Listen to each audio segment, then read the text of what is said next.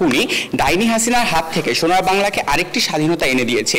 আমি ঘৃণা প্রকাশ করছি, আমি থুতু নিক্ষেপ করছি খুনি ডাইনি হাসিনার উপর। কিন্তু মাননীয় স্পিকার, বাস্তবতা হচ্ছে আপনার 50 থেকে 70 হাজার জন মানুষের মধ্যে শুধুমাত্র 2-3 হাজার মানুষ মারা যেতে পারে না, যেখানে আপনার পশু পাখির মতো আসলে গুলি করে মারা হয়েছে। খুনি ডাইনি হাসিনার হাত থেকে সোনার বাংলাকে আরেকটি স্বাধীনতা এনে দিয়েছে। আমি ঘৃণা প্রকাশ করছি, আমি থুতু নিক্ষেপ করছি খুনি ডাইনি হাসিনার উপর, তার আদর্শের উপর, তার অনুসারীদের উপর, আর তার অনুসারীদের পদাঙ্ক অনুসরণকারী প্রত্যেকটা সেই ব্যক্তিদের উপর যারা এই সোনার বাংলার নতুন স্বাধীনতাকে আবার ক্ষুণ্ণ করার চেষ্টা করছে। দ্বিতীয়ত মাননীয় স্পিকার, আমি দুঃখ প্রকাশ করছি আজকে আমাদের তথ্যকেন্দ্রে কিছু স্বল্পতার জন্য।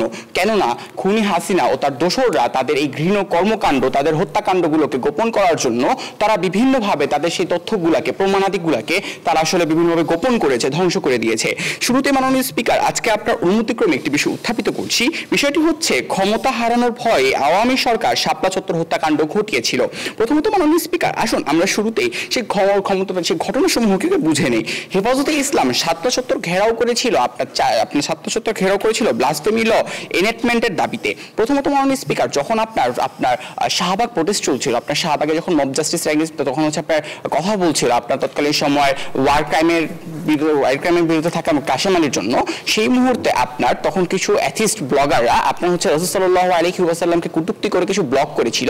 এছাড়াও তারা আসলে বিভিন্ন ধরনের হচ্ছে ইসলামকে কটূক্তিমূলক বিভিন্ন কথাবার্তা বলেছিল, যার বিরুদ্ধে আপনার হেফাজতে ইসলাম সর্বপ্রথম 4 এপ্রিল 2013 সালে আপনার হচ্ছে তারা হচ্ছে সর্বপ্রথম একটা লং মার্চ ঢাকা দেয়, যেখানে তারা 13টা দফা নিয়ে কথাবার্তা বলে, যেখানে তারা 13টা দফা তুলে ধরে এবং বলে যে আমাদের 13টা দফাকে প্রণয়ন করতে হবে।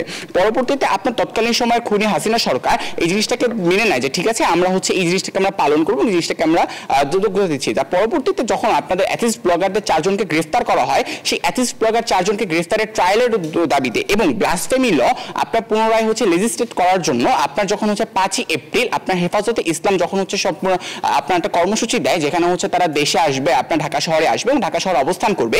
এই কর্মসূচির দাবিতে তারা সর্বপ্রথম ঢাকাকে সম্পূর্ণরূপে হচ্ছে তারা 4টা যে এন্ট্রান্স পয়েন্ট আছে, সেই 4টা এন্ট্রান্স পয়েন্টে সম্পূর্ণরূপে ঘেরাও করে ফেলে।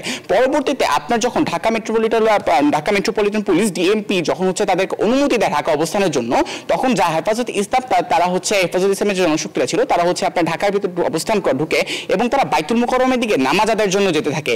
পরবর্তীতে আপনার সেখানে আপনার হচ্ছে তৎকালীন সময় খুনি হাসিনার অন্যতম দোসর ছাত্রলীগ কর্তৃক তারা আক্রমণের শিকার হয় এবং পরবর্তীতে তারা হচ্ছে গুলিস্তান থেকে শাপলা চত্বরের দিকে অবস্থান নেয়। পরবর্তীতে আপনার 5 এপ্রিল 2013 সালে যখন তারা হচ্ছে শাপলা চত্বরে ছিল এবং তাদের তৎকালীন সময়কার নেতা ভয়ের মাধ্যমে আপনার 6 এপ্রিল সবথেকে বাংলাদেশের ইতিহাসে অন্যতম একটা নেক্কারজনক ঘটনা, আপনার শাপলা চত্বরে হত্যাকাণ্ড ঘটে। শাপলা চত্বরকে আপনার সম্পূর্ণরূপে তারা হচ্ছে ঘেরাও করে, জায়গাটা পাওয়ার কাট করে আপনার 3টা সম্মিলিত ব্যাটালিয়ন আপনার থেকে 70,000 লোক, যারা আসলে তৎকালীন সময় আপনার শাপলা চত্বরে অবস্থান নিচ্ছিল। সেই মানুষগুলোকে তারা শুধুমাত্র নিজেদের ক্ষমতাকে টিকায় রাখার জন্য তৎকালীন সময়ের খুনি ফ্যাসিস্ট আওয়ামী সরকার তাদের এই কর্মকাণ্ডটা করেছিল।